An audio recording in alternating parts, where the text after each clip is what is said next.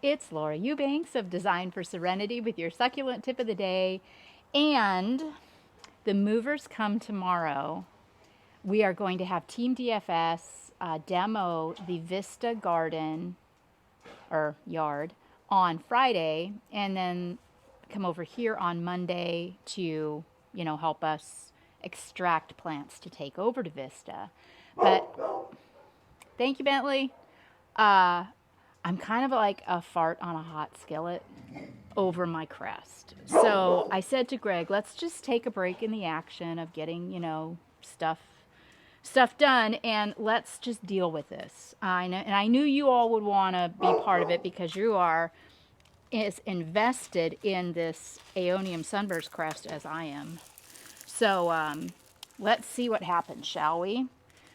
I've been hesitant or reluctant, to do too much out here because I want to leave the plants alone for as long as I can before I have to move them due to the stress. But I really don't want to feel any pressure or be rushed moving this. So let's just take our time and do it. Now, remember this piece of driftwood, I don't know if it's holding this up or not. I don't think it is. Let's see.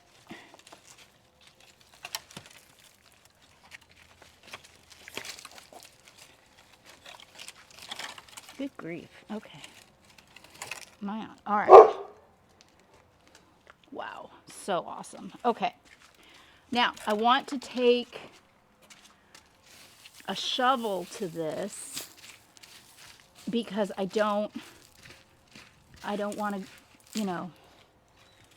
just rush it. I want to make sure that I get as much of the root ball as I can.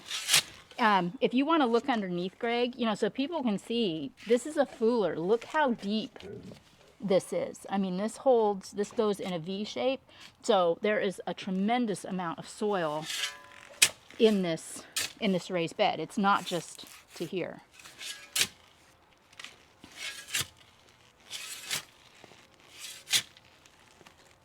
I've got a 15-gallon can ready to put this in. And I've got some soil also ready if I need it. Here, you sit over here with the mangave, guys. Okay.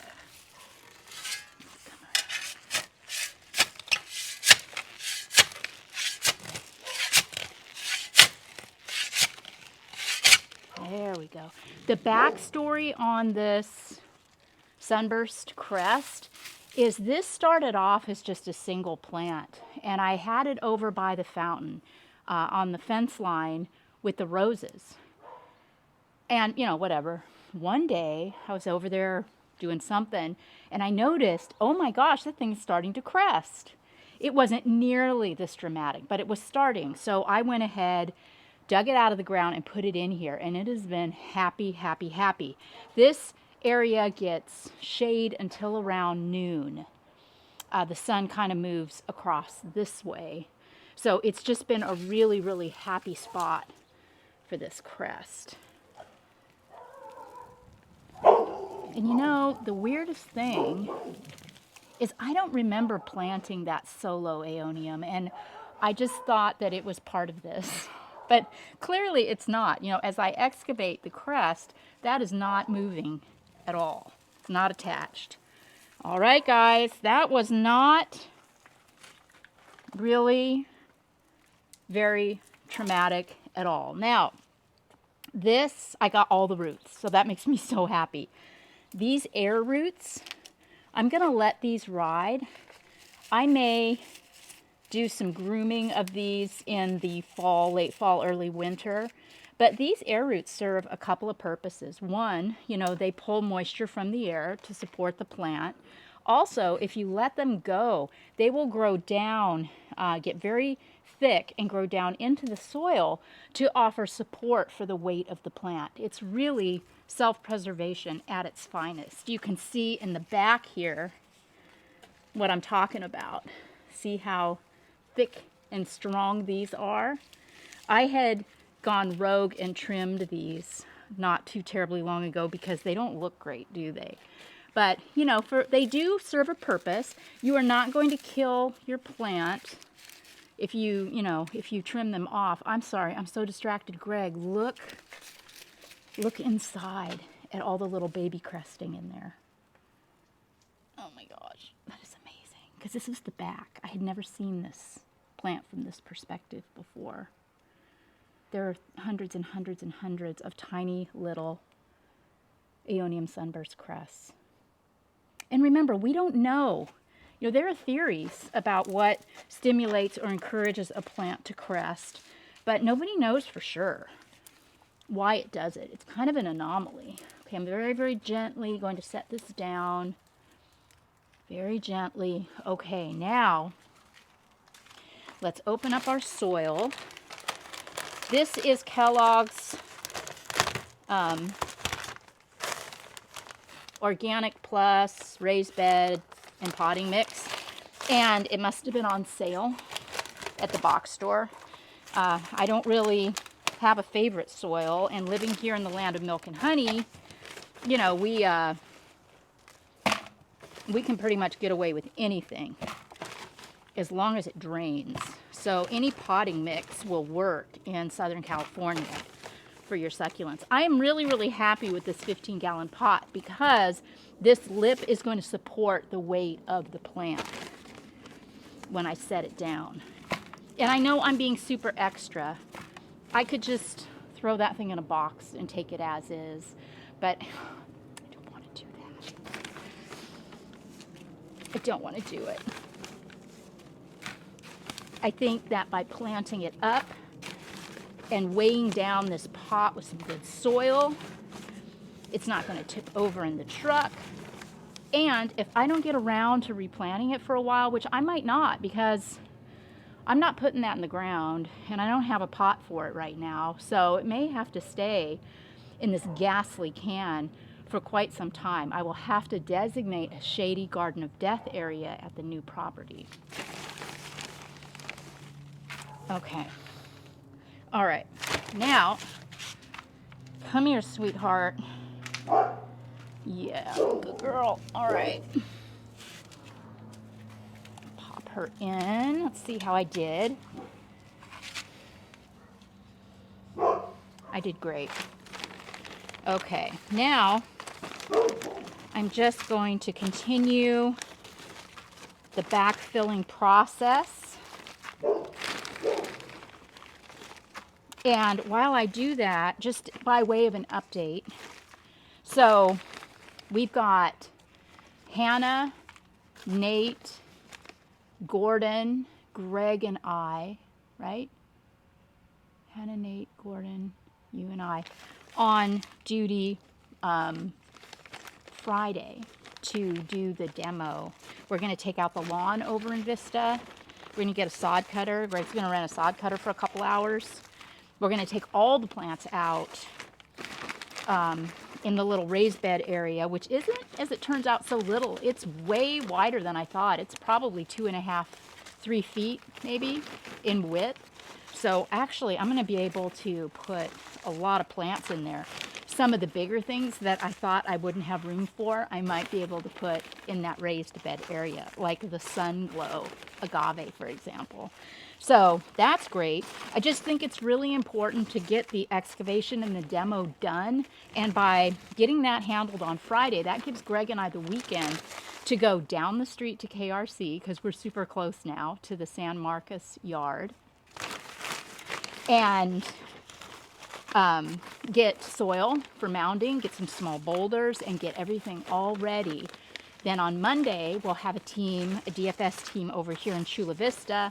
We will tear in, we will start excavating and loading plant material in, all of our pots, and then we'll dig some stuff up and transport it bare root in Greg's truck and trailer to Vista, and then proceed with the installation. I anticipate the bones of the new garden being pretty much in and done by Tuesday of next week. And then as Greg, as we have time, Greg can retrofit the irrigation to subterranean drip. I'm going to be going after those hedges too on either side of the yard, as well as see if I can't figure out what's going on with that orange tree after all of your really great suggestions about the bitter fruit, and maybe it just, you know, all of that suckers need to be cut back.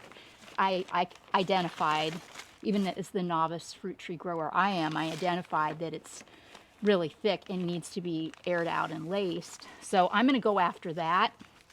And if for no other reason, it's a pretty tree. And I love the smell of citrus blossom. So if I don't even get to eat the fruit, but just get to enjoy smelling that thing when it's in bloom, it'll be worth it to me to go to that trouble. But together, we'll see what we can do with it. The hedges.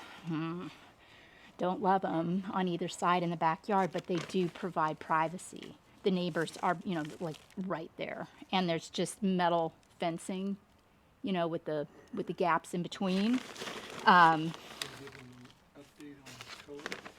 Oh, thank you, yes. Greg asked me if I was, nice segue, Greg. Greg asked if I was going to give you an update on Cullen. You've been asking, did you fire Cullen? Hells no, guys. I love him. He's my baby. He's been traveling. He's been in Europe. He started out in Iceland. Then he went to France. Then other really cool countries. I'll have to have him tell you about his trip. He comes back next week.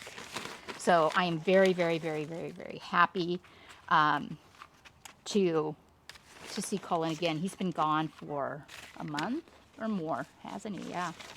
So where was I? Oh, yes, the hedges. Those are going to have to stay. But I am going to invest in a pair of gas hedge trimmers. Haven't needed those in a decade or more.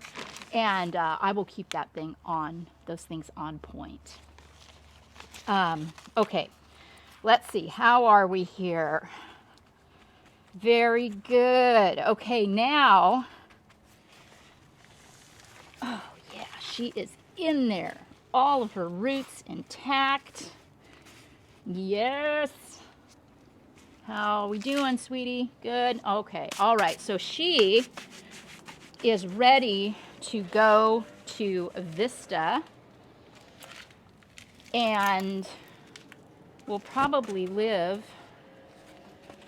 in this pot for the foreseeable future. I think I am also going to water this in once we get there, gently. You know that aeoniums are summer dormant.